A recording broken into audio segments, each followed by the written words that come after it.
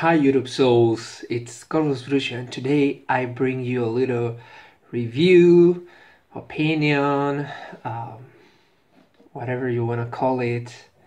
And it's one of the few times left that I will be showing the material in my hand, because moving to Madrid and leaving so much material behind, so many books, so many DVDs, Blu-rays, it's kind of difficult to try to have the material in hand to plan the video and bringing the material or taking the material to Madrid in time. So let's take advantage of this situation, okay?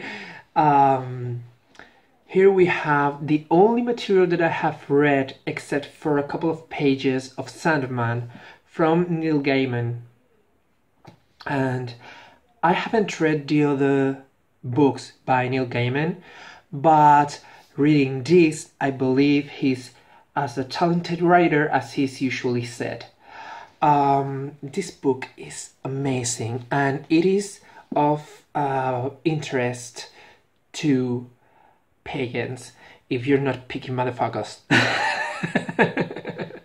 Because it's true, there are so many pagans and so many witches that are so picky about we're misrepresented in the our gods are misrepresented in this media, our practices are misrepresented in that other media, and it's fiction, guys.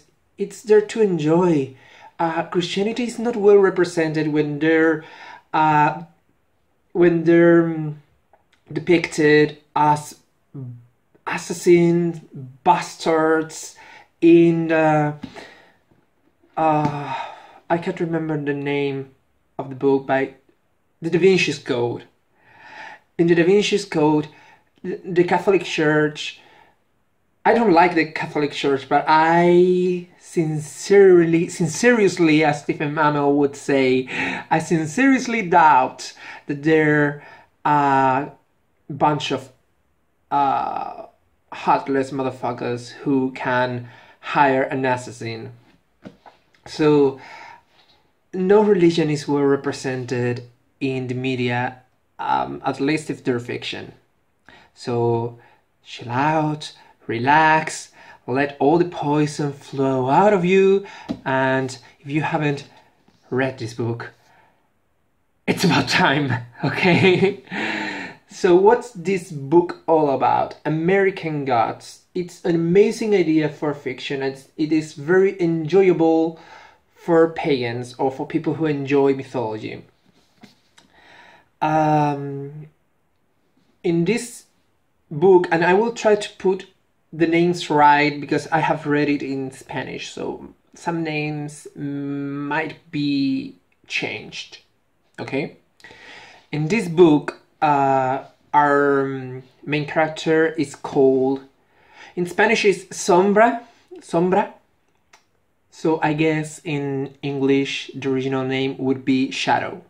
It's the translation of Sombra. So let's call him Shadow. If I'm mistaken, I'm sorry, I haven't read the English version. So we have Shadow, who has recently came out of jail, and he finds that his wife has passed away.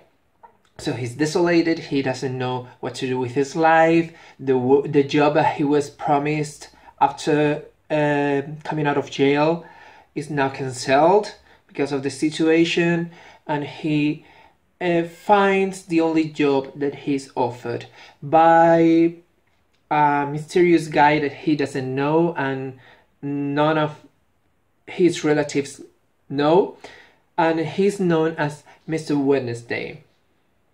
And Mr. Wednesday offers him to be a boy for everything type of man, type of employee. You know, he must take his cards, he must be a bodyguard, he must be a lot of things, because Wednesday is planning something. it becomes very clear, especially if you're reading this version where they had to explain us Wednesday. I mean, why he's called Wednesday. Because in Spanish, the word for Wednesday is miércoles. So it has nothing to do with Warden's name. So it's explained very early in the book, the relationship between the word Wednesday and Woden or Wotan, which is another name for Odin. So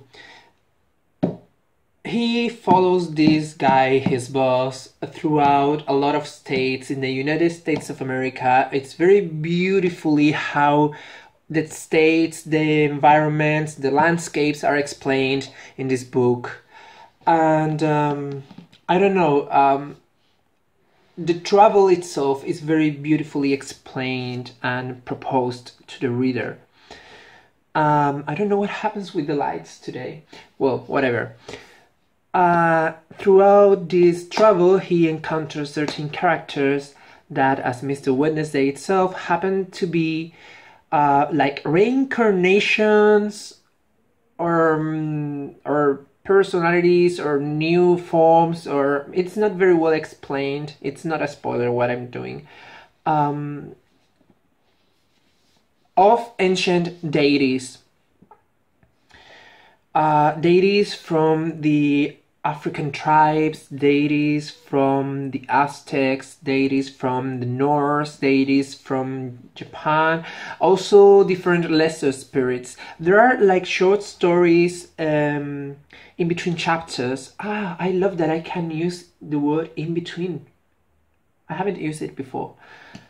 In between chapters there are like short stories with things like Genes or Jennies. The story of the Jenny is one of the best ones, and succubi and other lesser spirits. So there are lesser spirits as well. And the thing is that these deities are at war because they need the faith of people to survive and thrive, so they are very weak. And there are Slavic gods somewhere as well. Okay, I'm kind of rambling. But yeah, you have these deities, these old deities that are growing weaker every day because of the lack of faith. And there are new gods, American gods, that are the new gods of the new era.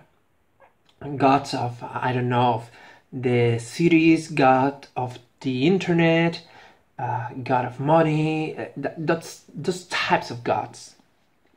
Modern gods, the new idolatry of the world. Internet, models, money, drugs. Those are the new gods. And the metaphor is, I was about to say beautiful again, but it's not beautiful. It's quite worrying, actually, if you think about it. But it's true. So it's awesome. I mean, the metaphor in this book is completely awesome, and I like it quite much. If you enjoy reading, I'm not a voracious reader, and I enjoy this reading like if it was, the last one. It's amazing. I highly recommend this book. It's one of the best books that you will ever read in your fucking life. But of course you don't have to be picky, because the pagan deities aren't depicted as the good guys either. Don't expect them to be the good guys and the new ones to be the evil ones. It's not like that. But it's amazing how the story develops, and even the realism that you can find in this book, because I'm obsessed with realism. I can't remember if I already say this in an older video, because the reviews are quite old by now, but I'm obsessed with realism. Realism in the sense of a chain of logic. You can put me a fictional world and put me fantasy, but you have to give me the logic within that universe, and you have to follow that logic. And if you if you're developing a story within our world, you have to convince me the world you're depicting me is in our world, hidden, forbidden, not in plain sight, or hidden in plain sight, whatever you want it, but convince me that that world is near me and I can't see it, and why I don't see vampires, why I don't see deities, why I don't see spirits in my everyday life. That's the thing that you have to convince me to. So it's quite realistic in that aspect. How the line between physical reality and visions and concepts, that line is very blurry in this book, and I love that about this book. So this book, it's my first book with a 10 out of 10. It's a 10 out of 10 because it's perfect. The landscapes, the development of the story, the characters are very good characters, very well developed. You are always wanted to know who the character is if they aren't presented as the deity they are. You want to know which deity. Sometimes you know the deity, but you don't know from which culture it comes from, or he comes from, because they're not things. I don't know, very, very interesting, very, very catchy, very, very original, and very, very true in the sense of the metaphor, what it represents, the decadence of different ages, the old world and the new world, and how both have flaws and things that aren't fair, or whatever you want to call it. Amazing book, American Gods by Neil Gaiman.